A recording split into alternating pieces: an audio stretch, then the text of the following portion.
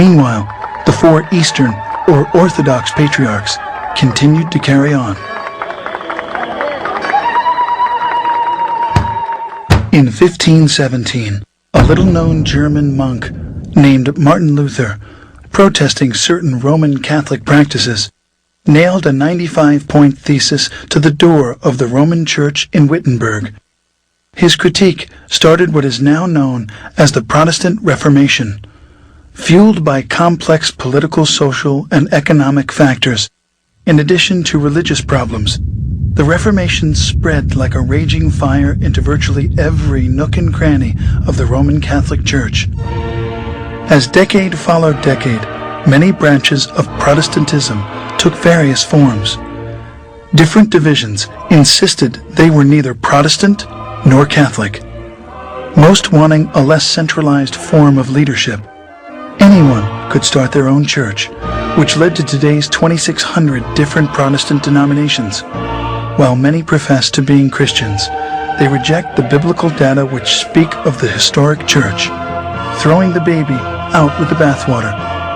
Some pretended to be the New Testament church, but were seriously off base, leading many people far astray from Christ and the church.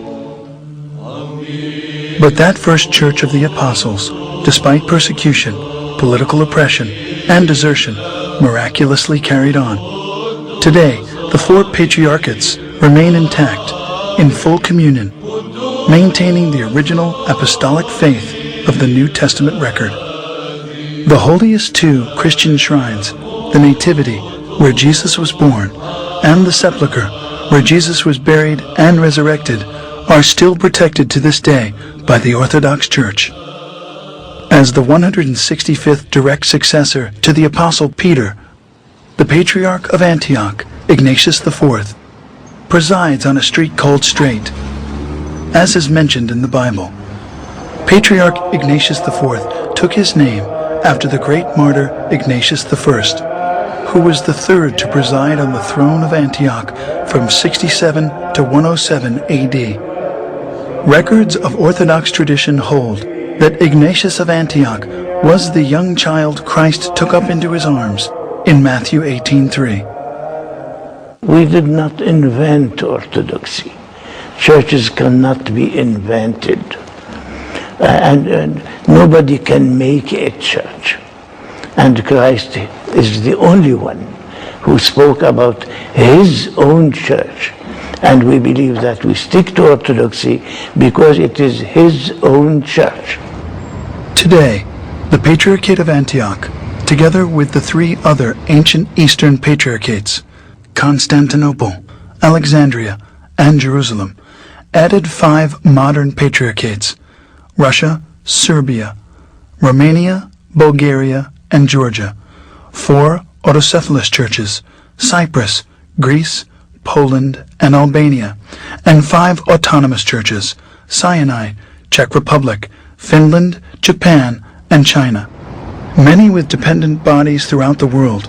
Together they comprise what is known as the Eastern Orthodox Church, with an estimated 250 million adherents, of whom some 5 to 6 million live in the United States and Canada. According to Mr. Daley Smith of Southern Baptist Ministries, people are leaving church feeling empty on Sundays. They are not being lifted spiritually.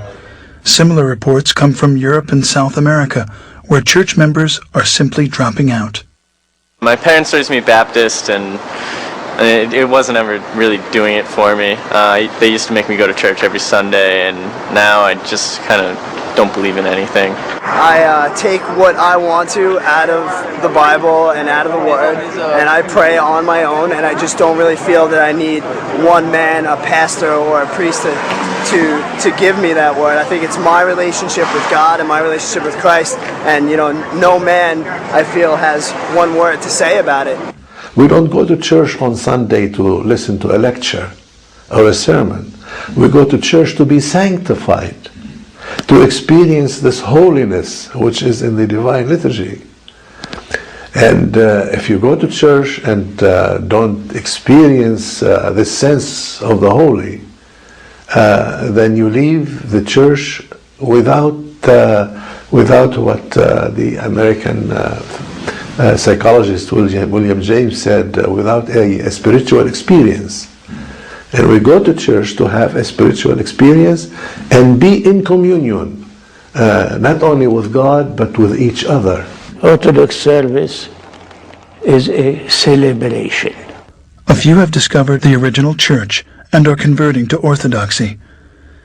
In 1987, about 20 parishes of former evangelicals embraced the Orthodox faith.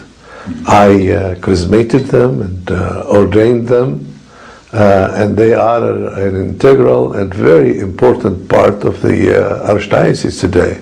The thing that brought us to at least look at the church was after almost a decade of campus outreach and evangelism in the 60s, we became convinced that biblically we had to be tied into the church to do what we were doing.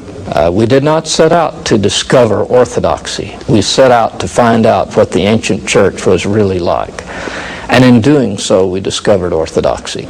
All you Orthodox Christians, may the Lord God remember His heavenly kingdom, always now and ever, and unto the ages of ages. From the beginning, the breaking of the bread and wine was kept at the very center of Christian worship. The uniqueness of Orthodoxy and how it differs from Protestantism is this, that we do not, through the Divine Liturgy, we do not tell people what Christ said only. Through the sacrament, which we call communion or the Eucharist, Eucharistia, we tell people what Christ indeed did. Just as the law, the Psalms, and the prophets were read in the synagogue worship in early Israel,